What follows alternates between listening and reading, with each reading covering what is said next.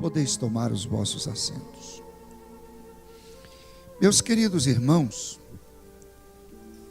nós estamos aqui meditando sobre Paulo dizendo que se alguém se purificar destas coisas. E aí estamos falando sobre o que se deve purificar, ou do que nós devemos nos purificar. E estamos parados, meditando aí em 2 Timóteo, capítulo 2, versículo 22, que diz: fugir dos desejos da mocidade. E este assunto vai estendendo. Paramos aqui na terça-feira passada sobre Colossenses capítulo 3, a partir do versículo 5, quando o apóstolo São Paulo, ele disse: mortificai, pois, os vossos membros. Nós estamos falando da guerra, da luta que nós temos contra a carne. É uma guerra tremenda que a carne levanta contra nós e nós temos que batalhar contra os seus desejos. Mas para que haja uma conquista, uma vitória, nós precisamos mortificar os nossos membros que está em nosso corpo, né? E veja que uma das coisas aqui, mortificar ou amortecer, segundo Paulo estava escrevendo aqui, isso só acontece em primeiro plano através da razão, da vontade, do querer. Ninguém precisa ficar orando e dizendo: Jesus, me liberta. Se eu não der lugar, não fizer por onde. Eu tenho que fazer. Tem muitas pessoas que têm vontade de largar da cachaça, mas ele coopera para que a cachaça continue na vida dele. Ele não tem força de vontade. Ele quer se libertar do vício de fumar, mas ele está sempre fumando e às vezes até escondido. Isso não adianta. Esconder-se para fumar. Às vezes a esposa não está vendo.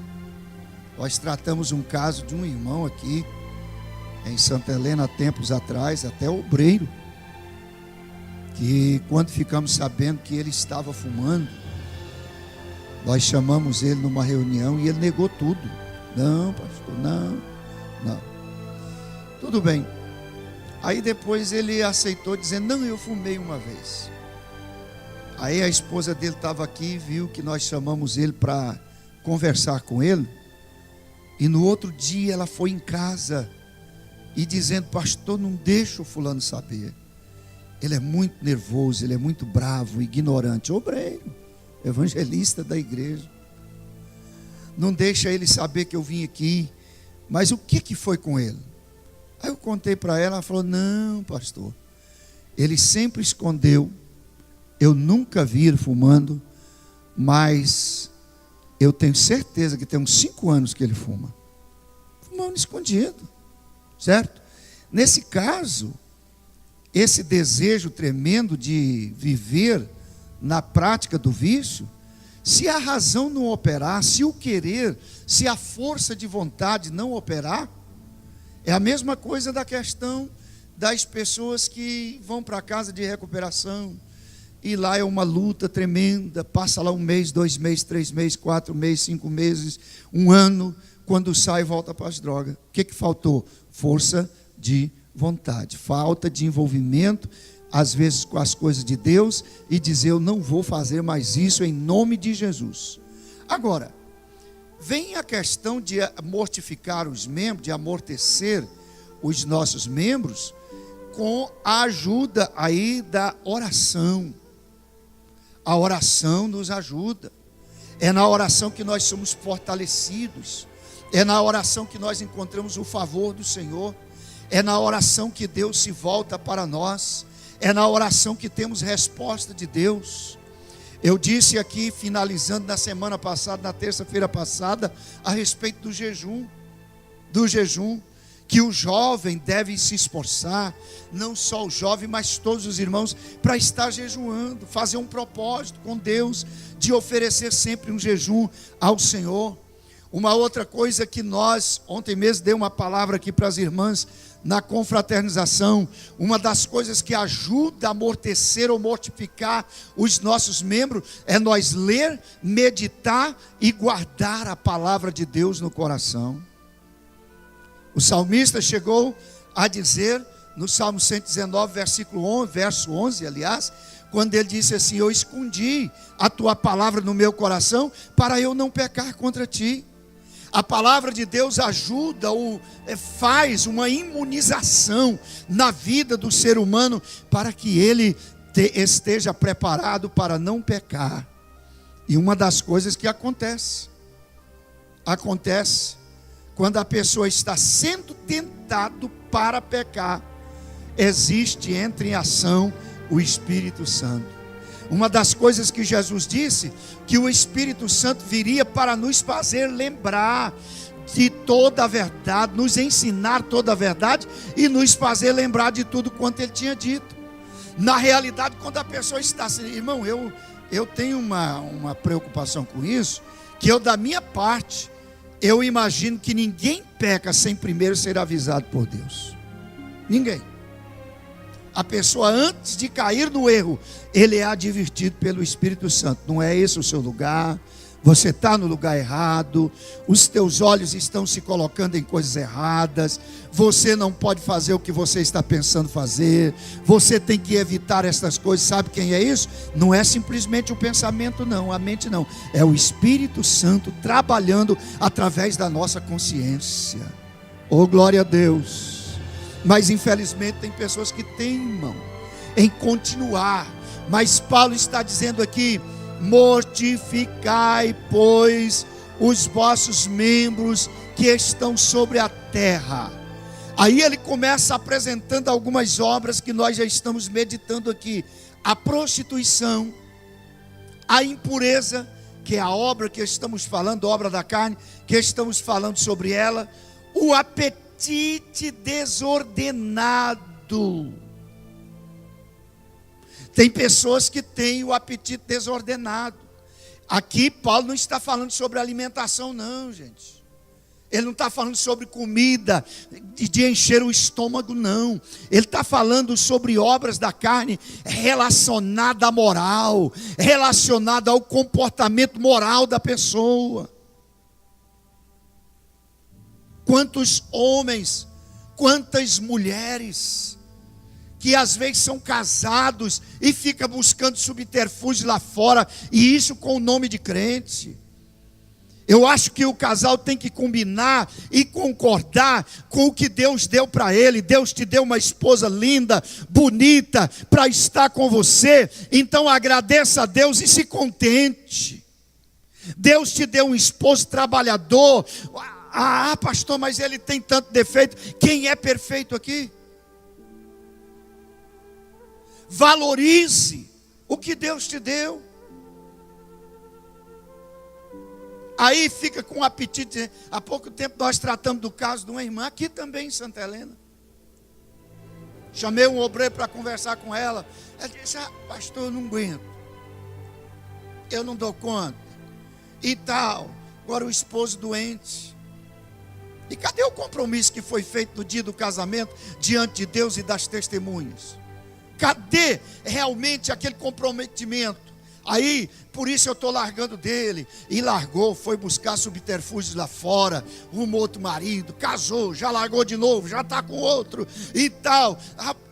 A Bíblia fala que nós temos que vencer esse apetite desordenado que a carne quer infiltrar na nossa vida espiritual, para nos tirar a comunhão com Deus e a sinceridade no nosso coração que tem que existir. Temos que ter muito cuidado, muito cuidado. Aí vive fazendo coisas erradas, por causa de quê? Da falta daquela última qualificação do fruto do Espírito, que está lá em Gálatas capítulo 5, me parece que versículo 22, que Paulo disse assim, que nós temos que ter autocontrole, domínio próprio. E isso é pessoal, é de nós para nós mesmos. Se nós não tivermos condições de termos domínio próprio, Deus não vai agir na nossa vida, porque Deus não vai nos obrigar a ser fiéis. Não. Deus não vai obrigar ninguém a ser crente. Deus não vai obrigar ninguém a ser honesto. Nós temos da parte de Deus em relação a nós o livre-arbítrio, que nós fazemos e escolhemos o que queremos e vivemos da maneira que queremos, e Deus não vai interferir na nossa vida. Agora, se nós queremos o bem, Ele vai nos apoiar, Ele vai nos ajudar, Ele vai nos fortalecer, Ele vai nos pegar pela nossa mão e vai dizer: eu vou te ajudar. Glória a Deus. Pode ler, pastor. Porque também Cristo padeceu uma vez pelos pecados, o justo pelos injustos, para levar-nos a Deus, mortificado, na verdade, na carne, mas vivificado pelo Espírito. Você viu aí a expressão da palavra do apóstolo São Pedro? Jesus Cristo fez o quê? Morreu pelos nossos pecados, o justo pelos injustos, para nos levar a Deus. Quer dizer, o projeto que precisava para que o homem fosse resgatado, fosse santificado, fosse libertado, fosse transformado, Jesus já fez, ou Deus fez através de Cristo. Tanto quanto que, segundo Coríntios 5,17, um versículo muito citado, eu gosto muito desse versículo, Paulo disse assim, certo? Assim é, que se alguém está em Cristo, nova criatura é. As coisas velhas se passaram, e eis que tudo do tempo presente se fez, o quê? Novo, novidade de vida. Novidade de vida. Mas para isso acontecer, nós temos que aceitar o projeto de Deus, nós temos que estar em Cristo, nós temos que sermos fiéis a Cristo, nós temos que aceitar as propostas e os mandamentos de Cristo e viver nele. Não tem jeito de viver dividido, uma parte para Deus, uma parte para o mundo, uma parte para a igreja, uma parte para o pecado, uma parte para a santidade, uma parte para a carnalidade. Ou é uma coisa ou é outra. Aí eu vou fazer isso aqui, porque Deus me entende. Aí faz.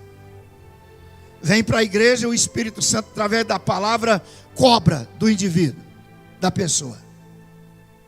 Aí ele diz: mas eu ouvi a palavra, mas eu sou tão falho, vou fazer de novo. Faz de novo. Irmão, tenha cuidado. Tenha cuidado. Nós temos que ter cuidado. Eu vou englobar eu também. Na realidade, existe um versículo em Hebreus, capítulo 10, 26, que diz que se nós pecarmos voluntariamente, depois de termos conhecido o pleno conhecimento da verdade, já não resta mais sacrifício, até o sacrifício de Cristo fica realmente sem ação nas nossas vidas, porque eu não quero, eu estou pecando voluntariamente. Aí vai perdendo a graça, vai perdendo a força, vai perdendo a sensibilidade. Aí chega aquele ponto que Paulo disse, da consciência cauterizada. Nada faz mal, nada tem importância. Não, esse aqui é pequena coisa. Se Deus não perdoar isso, Ele vai perdoar o quê? Mas eu quero dizer que todos os problemas grandes que já existiu na vida de personagens da Bíblia e da igreja do tempo presente, começou de coisas pequenininhas. Pequenininhas.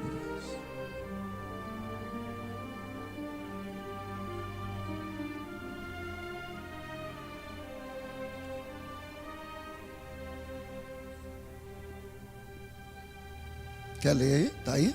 Pode ler.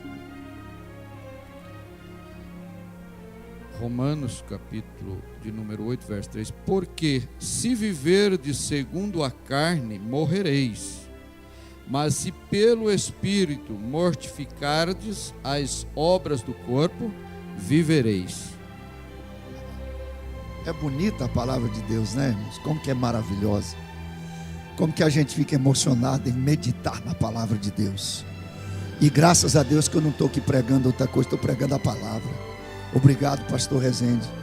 Olha aqui, se nós quisermos viver, Paulo estava dizendo isso. Se você tomar a decisão de viver segundo as obras da carne, sabe o que vai acontecer? Você vai morrer. A pessoa vai morrendo devagarinho, irmão. Às vezes morre a mão, às vezes morre o olho, às vezes morre a boca, morre os ouvidos, morre a mente, morre os pés, vai morrendo espiritualmente, ele vai ficando insensível. Mas Paulo disse a contraposição, ele disse: mas se pelo Espírito vocês mortificar as obras da carne, você vai viver. Quantos quer viver? Quer continuar vivo?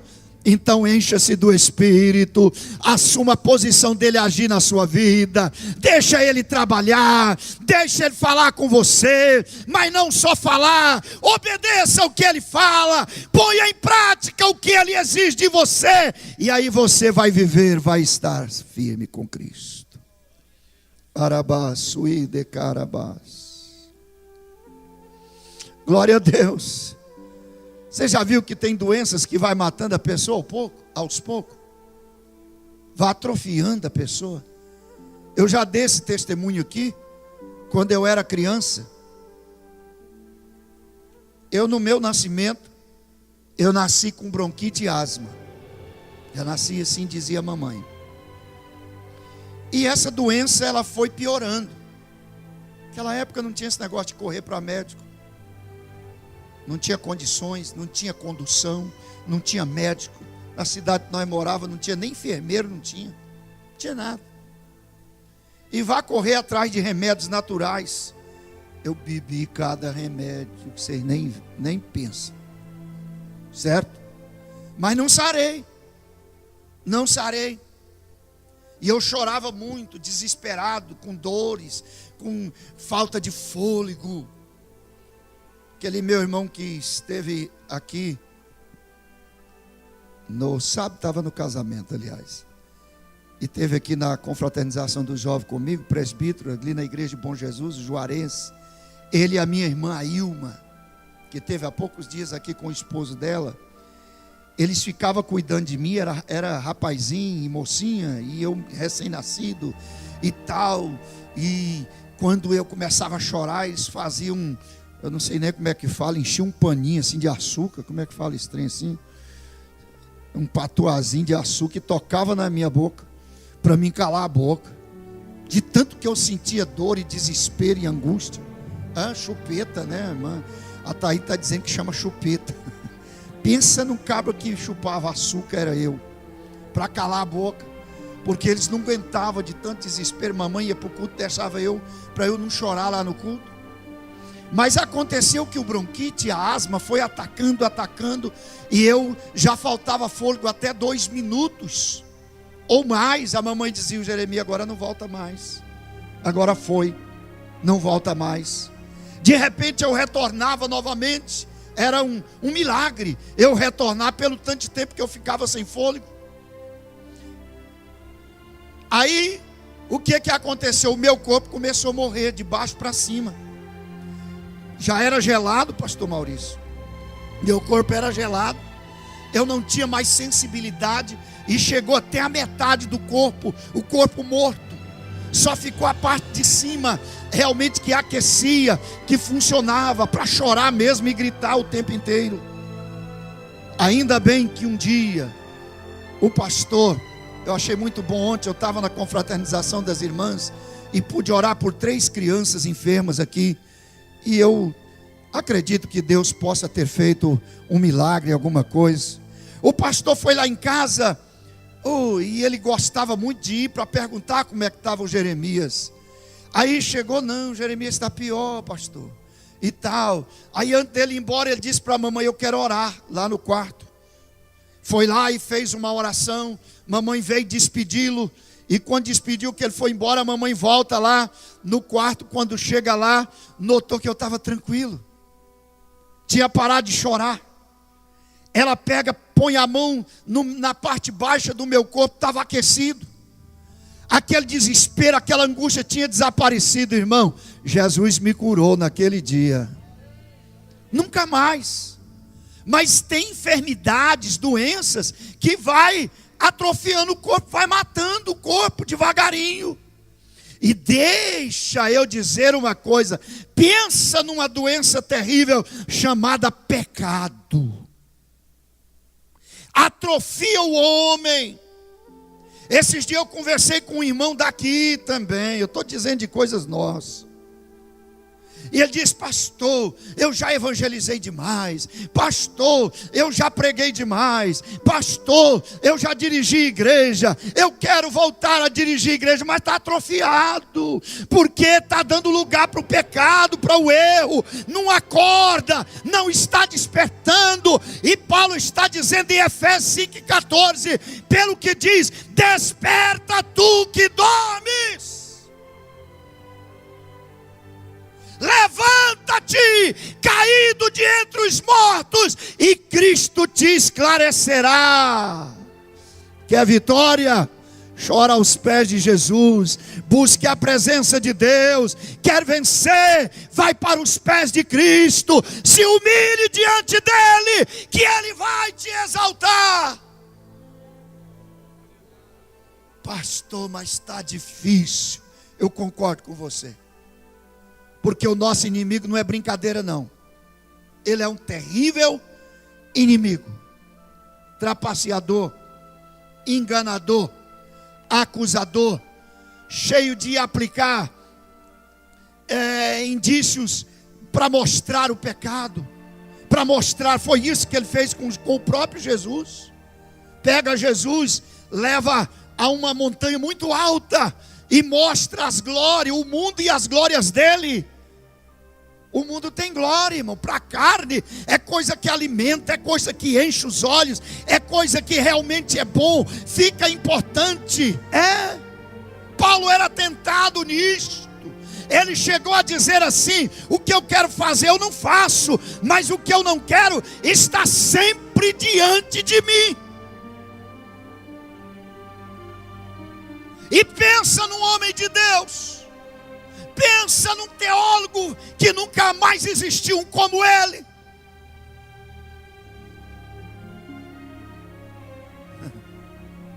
Mas ele disse: eu sou tentado. Ele chegou a dizer em Romanos capítulo 7, 24, ele disse: miserável homem que sou, quem me livrará do corpo dessa morte? Só que ele disse uma coisa para alertar nós. Ele disse: todas as coisas me são lícitas, mas nem todas me convêm. Todas as coisas me são lícitas, mas eu não me deixarei ser dominado por nenhuma delas. Viu aqui a ação do homem? Eu não vou deixar a carne me dominar. Aleluia! Pessoas que já foram vasos, instrumentos nas mãos de Deus e hoje estão gelados, hoje estão quietos, hoje estão sem ação, hoje não tem mais condição de fazer nada.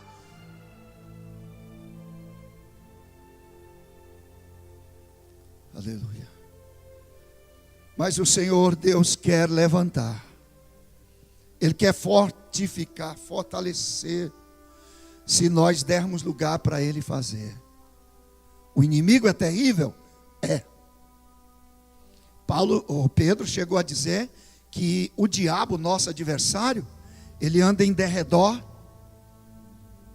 Não é em redor do crente não, irmão. Em redor de você está o anjo do Senhor. Derredor é rodar assim, vira assim e observa daqui e vira para cá, e observa de cá, e vira de novo para cá, procurando ocasiões aqui e ali, brechas na vida das pessoas. E Pedro diz que ele anda em derredor, bramando como leão, procurando a quem possa tragar. E Pedro diz: por isso eu te digo, vigiai. Só que Tiago disse assim: sujeitai-vos, pois, a Deus, resisti ao diabo, e ele fugirá de vós. Foi por isso que Paulo diz em Filipenses capítulo 4 e 13, ele disse: eu posso todas as coisas naquele que me fortalece. Erabaço e decai. Quantos estão vencendo? Quantos estão vencendo? Glorifique ao Senhor, aleluia. Mortificai os vossos membros que estão sobre a terra: a prostituição, a impureza, o apetite desordenado, a vil concupiscência. João falou sobre 2 tipos de concupiscência: concupiscência da carne, a concupiscência dos olhos e a soberba da vida. Isso aqui tudo está relacionado a obras morais da prostituição, de se apresentar. É muita coisa, nós vamos meditar sobre isso daqui uns dias. Nós estamos no caminho aqui. E aqui Paulo diz que essa concupiscência é vil. Não tem nada de proveito nela. Não tem nada que traz benefício nela. Não tem. A vil concupiscência e a avareza, que é a idolatria. Quantos crentes pegam o microfone aqui? Oh, meus irmãos, eu antes de ser crente, eu adorava ídolos. Pensa numa pessoa que era idólatra. E alguns até falam idolatra, né? Como que eu era idolatra? Adorava ídolo, eu tinha uma parecida desse tamanho. Eu carregava no pescoço aqui realmente uma imagem de nosso Senhor Jesus Cristo. Não é do nosso, não. É do deles. Certo? Eu carregava na carteira uma imagem da Santa Bárbara, da Fátima, não sei mais de quem. Eu era. Aí vai, procura lá no relatório e vê se ele contribui com alguma coisa. Na hora que os irmãos vão passando com a salma, pode observar se ele coloca alguma moeda. Sabe o que é isso, irmão? Avareza. E Paulo diz que é idolatria. Continua sendo idólatra do mesmo jeito. Pastor, para que esses assuntos? Não sei, pergunta para o Espírito Santo. Ele é avarento. Vai fazer aqui uma cesta básica, uma ajuda para alguém. Ele diz: que se vire. Eu já passei por isso e me virei. E não é bem por aí, não. A Bíblia diz que nós temos que fazer boas obras. Nós temos que sermos sensíveis no sentido de ajudar os menos favorecidos. Na igreja primitiva foram escolhidos 6 diáconos para cuidar da obra social da igreja. Se não fosse preciso isso, para que arrumar 6 diáconos para cuidar da obra social? Quando se fala em missão, pensa num cabo que critica irmão. E os missionários que vão para o campo missionário, eles não vão para fazer bonito, não. Eles não vão lá para dizer: eu sou missionário. Eles me ligam direto: pastor, está um problema assim, assim, assim. Ô pastor, que papapá. É tanta dificuldade que parece que a gente dá vontade de dizer: irmão, volta, o negócio está difícil mesmo. Tão longe da terra, longe da família, longe do trabalho, longe de ganhar melhor para tratar como ganhavam, certo? Mas estão lá. Sabe por que eles estão lá? Por amor às almas.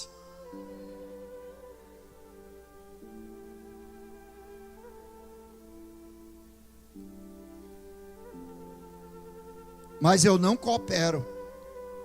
Por quê? Porque eu estou relacionado aqui à avareza, que Paulo diz que é idolatria, né? O que é idolatria? É permitir que as coisas se tornem o centro de nossos desejos. tudo aquilo que enche o nosso coração, a ponto de dominar os nossos desejos e tirar a perspectiva de Deus, do seu espírito e da obra dele, é idolatria. Tem pessoa que idolatra a casa, idolatra a bicicleta, idolatra o relógio, idolatra o filho, idolatra a igreja dele, certo? Ele briga na rua pela igreja dele, é certo, parece que até para olhar é certo, mas a Bíblia não nos dá esse direito, não nos dá. Se quiser brigar, brigue sozinho para lá.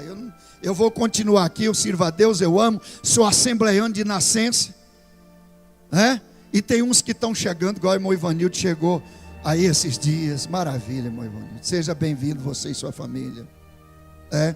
Ontem eu estava conversando aqui com o irmão João, que veio da Só, o Senhor é Deus, ele e família, está aí firme. Ele disse: pastor, isso é ele que falou. Depois que eu cheguei aqui, minha alma se abriu, eu vivi uma tristeza, uma angústia, não falando da outra igreja, não, eles lá estão bem, estão certo, mas era problema meu, mas Deus fez um milagre na minha vida. Eu falei: então continue firme, agradecendo a Deus. Está ali a irmã Nália, que chegou esses dias também, de volta, para o seu lugar. Isso é bom, mas eu não vou ficar brigando não, irmão. A minha igreja tem 100 anos, 100, não sei quantos anos, vai para 104 agora, Isso não faz diferença. Se eu não guardar a palavra de Deus, e eu posso, a igreja subir daqui, da outra igreja, da outra, e eu ficar. O problema é esse. Então a idolatria é aquilo que preenche os nossos, ou o centro dos nossos desejos, dos nossos valores, das nossas dependências, usurpando assim o lugar da confiança e fé no próprio Deus. Isso é idolatria. A idolatria pode significar a pessoa professar lealdade a Deus e a sua palavra, e ao mesmo tempo igual ou maior lealdade a pessoas, a instituições, a objetos, a bens, a família. Aí eu não volto mais naquela igreja. O que foi, irmão? Pelo amor de Deus, o que aconteceu? O diácono lá falou um negócio para o meu filho, e eu fiquei contrariado demais. Às vezes o filho estava fazendo bagunça, correndo, mandando pedra, chutando, correndo dentro do culto. Aí o irmão foi ajudar, e ele ficou contrariado, ela ficou contrariada. Sabe o que é isso? Idolatrando o filho. O filho é maior do que Jesus, é maior do que a fé, é maior do que a igreja, é maior do que a salvação, é maior do que o céu. E não acorda não para você ver onde você vai ver seu filho no futuro. Não estou jogando praga não, irmão. É o que planta, colhe. Não erreis, disse Paulo. Deus não se deixa escarnecer. Tudo que o homem semear, isso também ceifará. Tem um adágio popular que diz que quem semeia vento vai colher o quê? Tempestades. Você semeia um ventinho, pode esperar a tempestade contra você. Eu já trabalhei em roça, já ajudei a plantar arroz, milho, feijão. Você planta um carocinho amarelinho de arroz, aí nasce um pezão robusto, bonito, dá até 2 cachos, às vezes. E aquele cacho é repleto de dezenas e dezenas de carocinhos de arroz. É a lei da colheita. Não, eu não quero plantar arroz, eu vou plantar timbete mesmo. Planta, é um direito seu.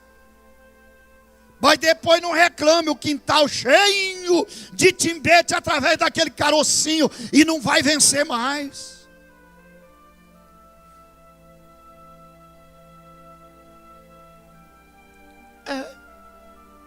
A opção de plantar, o irmão Abel me lembrou aqui, que eu disse esses dias aqui, que a opção de plantar nós temos, a de colher não. nós vamos colher o que plantamos. Não adianta. Então o negócio se torna sério. Idolatria, é avareza. Nós temos que termos cuidado aqui com essa pequena palavra, avareza. Avareza, que é idolatria, vai atrapalhar muita gente entrar no céu. Entrar no céu. O avarento, ele encolhe a mão. O avarento, ele diz: eu vou dar aqui uma terça parte do meu dízimo, que ninguém sabe o que eu estou ganhando. E o meu nome vai para o relatório, a mesma coisa. Todo mundo vai ver que eu estou dizimando, que eu estou contribuindo. E aí eu me lembro do capítulo 5 de Atos dos Apóstolos. O Ananias fez assim, concordado com a Safira.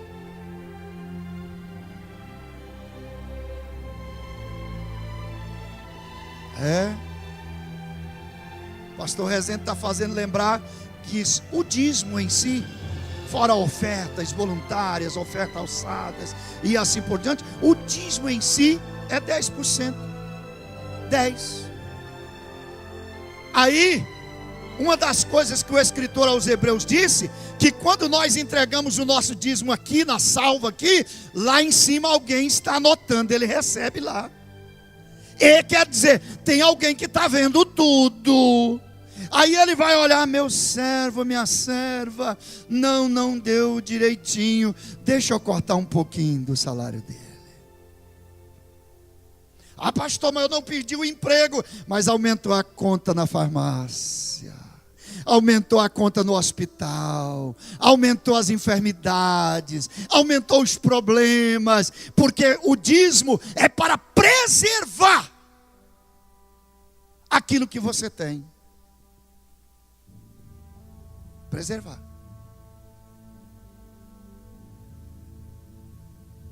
E Deus prometeu em Malaquias que se você trouxer o dízimo, fazer prova dele, ele vai derramar uma bênção tal sobre a sua vida, que há de virar dela uma grande abastança. Grande abastança.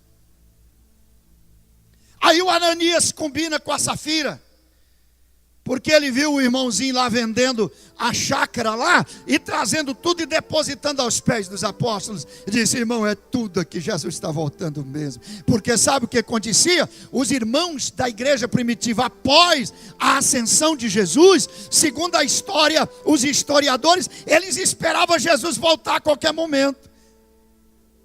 Por isso que a Bíblia diz que era um coração, e a alma dos que criam estavam juntos, comiam o pão junto, comungavam junto, estavam juntos continuamente, esquecia até do trabalho. E os apóstolos tiveram, na realidade, na ansiedade de ver Jesus, eles falharam nisso de não ensinar o povo. Mas isso, Deus sabe o porquê. Aí eles vendiam as propriedades, e trazia e colocava e dizia: vamos comer, vamos repartir, vamos dar para os menos favorecidos. Aí o Ananias viu aquilo lá e falou: sabe que esse negócio é bom, rapaz? É bonito. Você viu o tanto que o irmão foi honrado lá? Ah, Safira, vamos fazer o mesmo também. Sim, o que é que você quer fazer? Vender a chácara e dar para os apóstolos, dar também, repartir. Safira, você vai dar tudo? Engoliu seco assim, mas é o meu pensamento. Não, eu concordo de você vender, mas você vai dar só a metadinha. Mas não é a metade que os outros estão dando. E se o irmão Pedro perguntar, fala que você deu tudo, fala que você está entregando tudo. Ô irmão, você pode enganar a esposa, o esposo, o filho, o pai. Pode enganar o pastor, pode enganar a igreja toda, o ministério todo. Pode resistir, mesmo que alguém esteja vendo, e ninguém vai agir na sua vida, e nem na minha, se eu disser que não. Porque principalmente que nós estamos vivendo épocas difíceis, e temos que considerar a palavra do cidadão, da cidadã. Mas tem um lá em cima que não passa nada desapercebido aos olhos dele. Tudo ele vê. Parece que eram as irmãs Marta e Geni que cantavam um hino assim, ó. Ninguém se esconde da presença de Deus. Quem sabe canta aí, ó. Esteja onde estiver, ele vê. Se debaixo das águas procurar se esconder, seu olhar como tochas está sempre a te ver. Deus está vendo como chama de fogo o que estás fazendo, escondido entre o povo. Não se pode esconder da presença de Deus, porque dos altos céus tudo Deus vê. Amém? Esse Deus vê tudo. Ele falou para o profeta Jeremias e disse: eu te vi informe no ventre da sua mãe, antes que você fosse criado, eu te vi, te escolhi como profeta e te dei às nações como profeta. Não foi isso que ele falou? Antes. O Salmo 139, não é? 139, ele diz: os meus ossos estavam informes e ele já me via. Para onde eu me irei do teu espírito? Para onde eu fugirei da tua face? Se eu subir ao céu, tu está lá. Se eu descer à profundidade da terra, tu está lá. Se eu disser assim: eu vou fazer no Seol ou na sepultura a minha cama, tu também está lá. Não tem lugar de esconder. Se eu disser, de certo as trevas me esconderá de ti, as trevas e a luz para ti é a mesma coisa.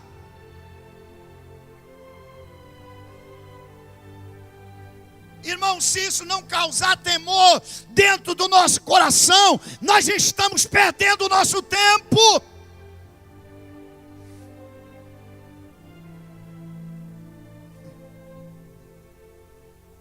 É sério. Aí chega lá o Anania com a bolada de dinheiro, a metade da chácara. Chega no irmão Pedro, eu vendi a chácara. Minha esposa concordou. E eu vim trazer aqui para o senhor repartir entre os apóstolos, os irmãos menos favorecidos. Nós vamos comer junto aqui. Pedro olhou, nem pegou, pastor Xavier. Ele olha para o Ananias e diz: Ananias, por que deixaste o diabo encher o teu coração? Não estava no seu domínio, não era seu? Você ficasse com tudo, era isso que ele queria dizer. Agora você traz aqui a metadinha e diz que trouxe tudo.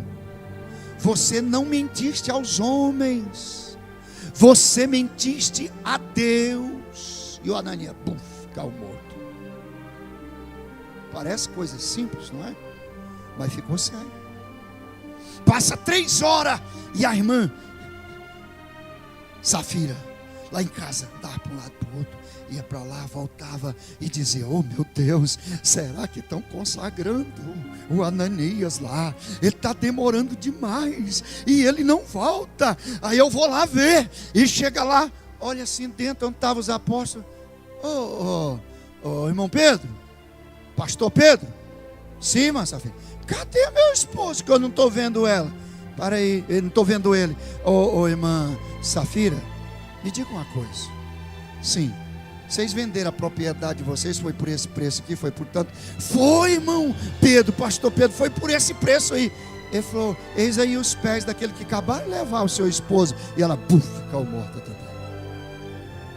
Ficou viúva 3 horas, morreu também. Avareza, infidelidade, isso não funciona, irmão.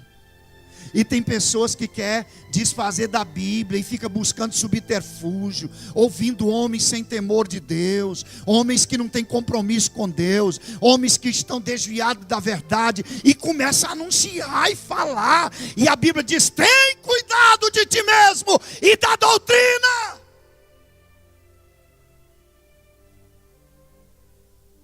Porque senão o negócio pode ficar feio. Ou traz tudo ou não traz. Depois você acerta com Deus.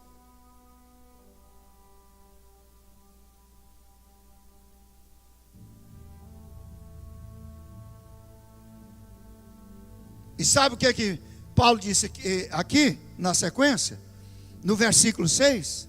Ele disse que por causa da prostituição, por causa da impureza, por causa do apetite desordenado, por causa da vil concupiscência, por causa da avareza, ele diz: por causa disso vem a ira de Deus sobre os filhos da desobediência. Ele chamou quem pratica isso de desobedientes e filhos da desobediência. Já não é filho de Deus mais, é filho da desobediência, porque a palavra é clara, a palavra é pregada de dia, de noite, no rádio, na televisão, na igreja, lá você com a Bíblia, familiarizando com ela. Deus fala com você através da palavra, mas a desobediência se torna maior, se torna um tropeço. E aqui Paulo diz que vai vir a ira de Deus. Oh, coisa tremenda! A Bíblia também diz que horrenda coisa é cair nas mãos de quem? Do Deus vivo. E aqui quando fala de vir a ira, é cair nas mãos do Deus vivo. Um acerto de conta, disse o pastor Maurício. Não queira isso. Porque ninguém ganha de Deus. Ninguém vence Deus. Argumentos, evangelista Abel, pode haver aqui. E tem gente que é liso em argumento.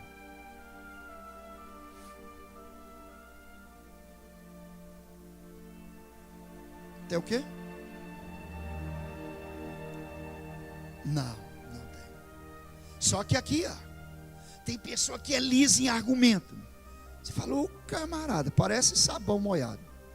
Você pega ele aqui, desliza no piso assim, vai lá, se pisar nele ainda cai, machuca por causa de um sabonetezinho pequeno assim. Ele é liso demais. Mas diante de Deus não tem argumento. Ele sabe de tudo. Eclesiastes 12:14. O Salomão disse assim: de tudo que se tem feito, o certo é: teme a Deus e guarda os seus mandamentos, porque Deus há de trazer a juízo todas as coisas, até as que estão ocultas, sejam boas ou sejam más. Ah, Senhor, eu não fiz no dia do juiz lá. Camarada aparece lá: ah, Senhor, eu não fiz isso que estão me acusando aí. Meu anjo, pega aí, passa a fita dele aí. Passa a vida dele aí. Está tudo anotado aqui. Está tudo registrado. E não precisaria estar registrado, porque Deus sabe de todas as coisas. Ele é onisciente. Mas está a ponto de Apocalipse dizer que foi aberto o livro da vida e os livros das obras. E os mortos e os vivos foram julgados pelo que estava escrito nos livros. E os que não foi achado seu nome escrito no livro da vida, foi lançado no lago de fogo e enxofre, que é a segunda morte.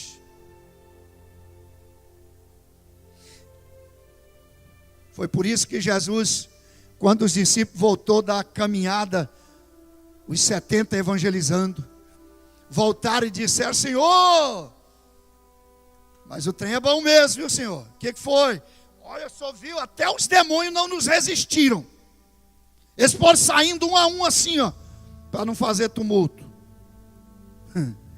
Aí Jesus olha para eles e fala assim: vocês estão alegres com isso? Estamos, Senhor. não se alegreis porque os demônios não vos existem. Alegrai antes por ter o vosso nome escrito no livro da vida.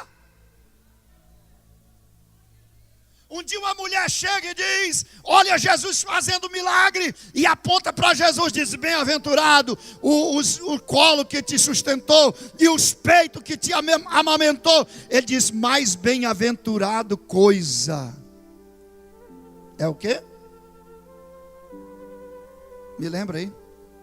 Fala aí, irmão Zé. E guarda.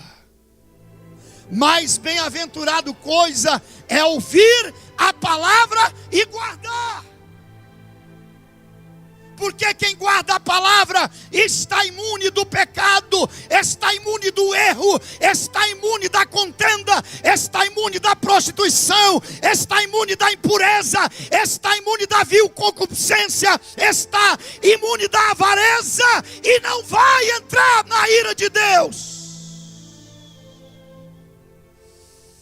Mas vai ouvir uma voz meiga, suave, confortadora de ouvir, dizendo assim: o teu nome está aqui, então vinde benditos de meu Pai, possuí por herança o reino que vos está preparado desde a fundação do mundo. Quantos querem ouvir essa voz? Mas precisamos ensaiar aqui, ser justos, sermos santos, sermos verdadeiros, sermos afáveis, sermos fiéis. Existem tantas músicas que falam da fidelidade de Deus.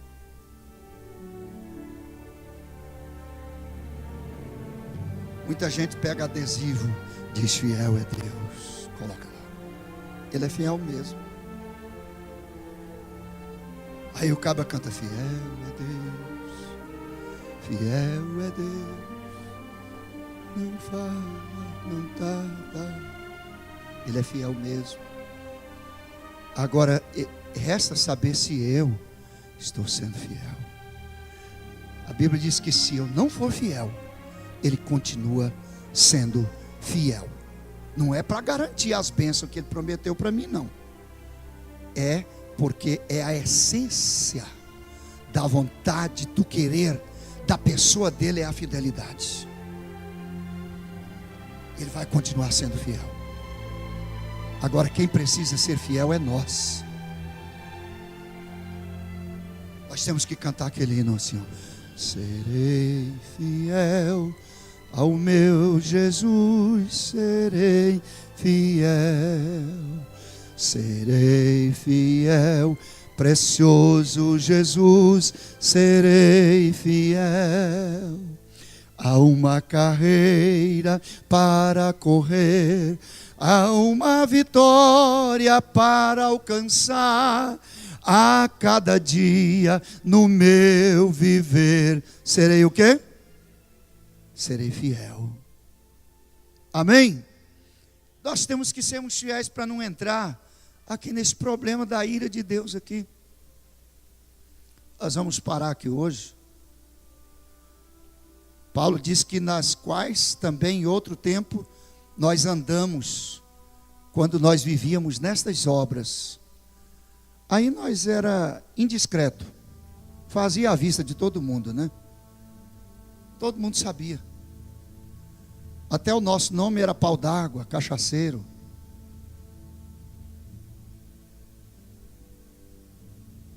Viciado, beberrão inveterado, né?